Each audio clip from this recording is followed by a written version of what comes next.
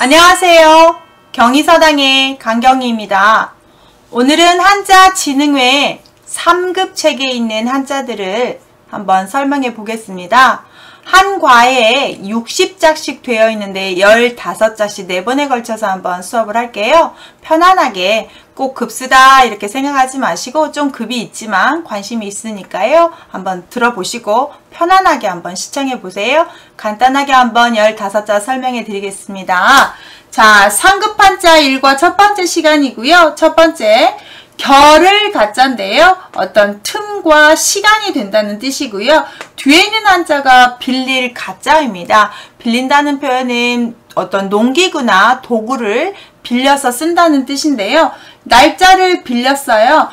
내가 이렇게 농사 짓는 시간이 이렇게 며칠인데 하루만 쉬는 날로 빌려주시겠습니다. 빌려주세요 라고 표현하는 쉰다라는 뜻의 결을 가입니다. 그래서 이 뒤에 있는 한자는 이 앞에 있는 한자가 돌석의 변형자래요. 그래서 손에 돌을 들고 쓰는 농기구처럼 내가 뭔가를 빌려요.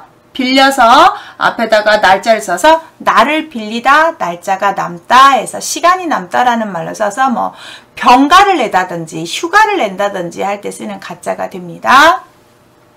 두 번째 한자는 떨어질 거자인데 뒤에 있는 한자가 클 거자고요.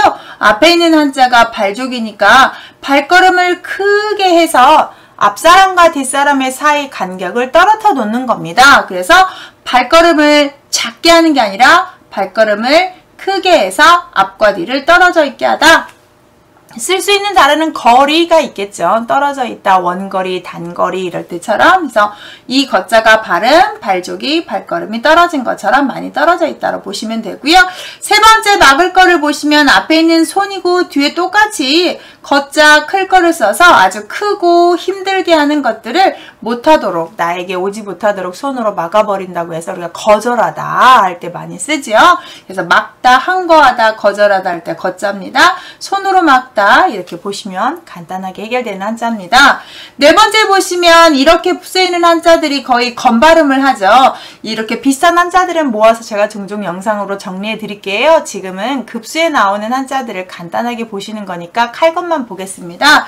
자, 칼검자를 보시면 여긴 모두첨자예요. 모두첨, 다첨, 합할합자 아래 사람들이 모였다는 뜻이어서 뒤에다가 칼도를 집어넣어서 사람들이 다 칼을 차고 있고 무사들이다 이렇게 표시면 되고, 이 칼로 하는 무법 우리가 검도라고 하고 검술이라고 하지요. 그럴 때 쓰는 칼검이 되겠습니다.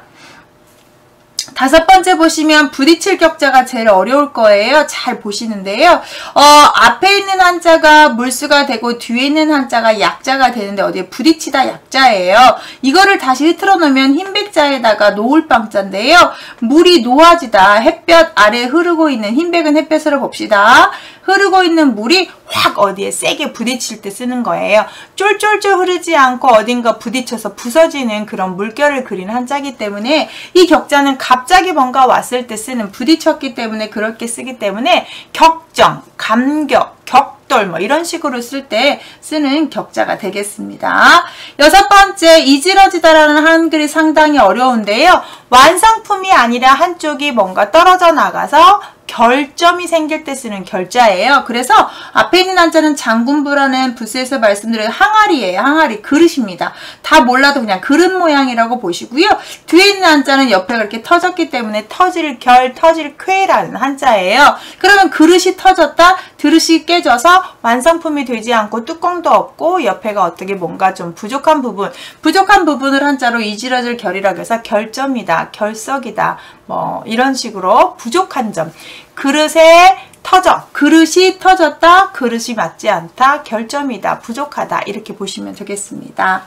일곱 번째 기울경자 보시면 여기 사람인이고요. 뒤에 있는 한자도 사람인의 변형자로 보고 뒤에 있는 한자는 머리열을 보셔서 사람의 머리를 이렇게 기운다는 뜻으로 보시면 돼요. 그래서 우리가 경사전에 굴곡이 돼 있는 경사 이럴 때 쓰기도 하고요. 사다성어에서 경국지색이라든지 이럴 때 쓰는 경자가 되겠습니다. 또는 나는 이렇게 이쪽으로 계속 향하게 돼 경향이 있다 이렇게 표현할 때도 쓰는 한자고요. 사람의 목을 기울고 있는 모습을 한자로 그대로 만든 한자가 돼요. 이 뒤에 것만 한자 사람인을 쏙 빼고 뒤에 것만 써도 잠깐경이라는 한자죠. 잠깐 동안 목을 이렇게 기울이다 이렇게 보셔도 되고요. 자, 8번째 기계기를 보시면 뒤에 있는 한자가 경계계자고요. 앞에 나무목을 써서 나무로 만든 기계. 옛날의 기계라면 배틀 짜는 기계를 상대적으로 한자에서는 이렇게 표현을 합니다. 그래서 함부로 만지거나 함부로 할 수 없다. 그래서 가까이 오지 못하게 하다 해서 기계기도 하고 배틀계라고도 합니다. 나무, 틀 또는 이 기계기가 옛날에 사람들이 죄를 지으면 형틀 있죠. 주리를 튼다든지 목칼을 찬다든지 어디에 앉혀놓는다든지 감옥에 넣는다든지 해서 경계할 계자가 이렇게 벌을 준다는 뜻이어서 앞에 나무목은 벌 줄 때 쓰는 모든 도구들을 나무로 만듭니다. 그러면 그 나무의 형틀계라고 해서 고문을 줄 때 나쁜 사람 벌 줄 때 쓰는 그런 나무 틀이라고 해서 나무 틀계라고도 합니다. 기계계라고도 하지만 자, 9번째 대롱관을 보시면 위에 대나무가 그대로 대롱이라는 말을 하고요. 아래에 있는 한자 벼슬관자가 발음을 줘서 대롱관에서 간단히 해결되지만 쓸 수 있는 단어가 내가 주관하다라는 뜻으로 주관할관이 있습니다. 그래서 뭐 MBC 주관으로 아니면 사회 주관으로 어디 뭐 도청 주관으로 이런 식으로 쓸 때 쓰는 주관이라는 표현할 때 쓰기 때문에 내가 뭔가를 주관하다 해서 주관할관이라고 읽는 책들도 있어요. 근데 대나무에다가 아래 벼슬관을 쓰는데요. 이 대나무로 그대로 해석을 한다면 대나무로 만들 수 있는 게 악기예요. 그래서 악기 담당하는 사람, 악기를 담당하는 벼슬아치 이렇게 해석이 많이 되어 있습니다. 악기 담당하는 특히 관악기를 담당하는 사람 그래서 관악기 할 때도 이 관자를 쓰죠.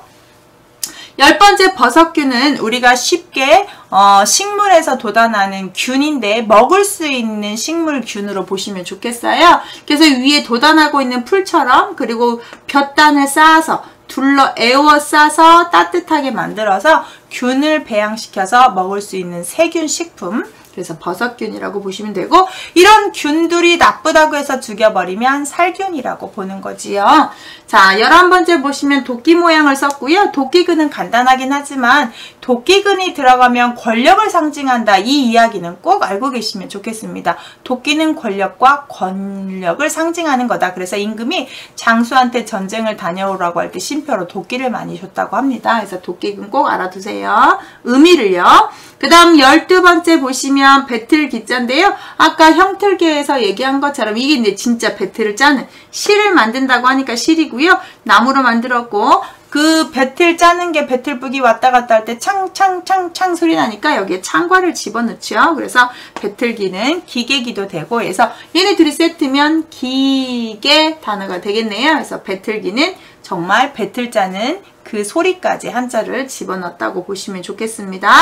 13번째에서 제가 부스 파트에 나온 것처럼 앞에 다루려면 우리 신체를 뜻하는 육다러입니다. 우리 신체 중에서 하나인데 위에 머리카락을 상징하는 한자 내천자가 아니라 머리카락으로 보시고요. 아래에 있는 한자는 정수리 신이라는 한자인데요. 우리 정수리에다 이렇게 X자에서 정수리 모양을 뜻하는 겁니다. 흔히 우리가 말하는 가마 있는 곳이요. 그래서 사람의 머리카락 모양, 머리 겉모양과 신체를 상징해서 뇌 부분, 우리 뇌를 둘러싸고 있는 머리 부분을 상징해서 뇌에 염증 생기면 뇌염이 되고 뇌가 아프게 되면 뇌졸중이 되고 이렇게 쓸 때 쓰는 뇌가 되겠어요.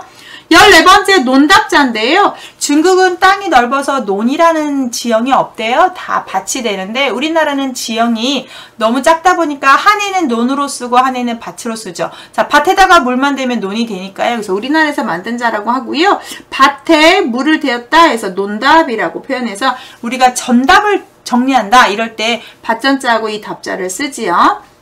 마지막 15자는 독독자인데요. 아래에 있는 한자가 어미모처럼 쓰기도 하고 지금 저처럼 하지마라는 말무자로 쓰기도 하는데 위에 있는 한자는 풀, 날생자의 변형돼서 풀을 상징합니다. 풀 더하기 하지마라는 한자를 써서 나쁜 풀은 먹지 마라. 독이 든 풀은 먹지 마라 해서 독독자로 이렇게 해석을 합니다. 먹지 말아야 되는 식물 이런 식으로 보시면 좋겠고요. 독약할 때 쓰고요. 이런 독을 해결하고 뽑아내는 건 해독이라고 보시면 좋겠죠. 그다음 독이 있는 뱀은 독사라고 한다든지 그럴 때 쓰는 독자가 되겠습니다. 자, 이렇게 3급의 한자가 여러 가지 나오는데 이 정도의 난이도로 나오고 있습니다. 다음 시간에도 연결해서 3급 한자 설명해 드리겠습니다. 이런 급수 영상 필요하신가요? 받아보시고 싶으신가요? 그럼 구독 알림 설정하셔서 저랑 같이 이런 급수 공부할까요? 감사합니다.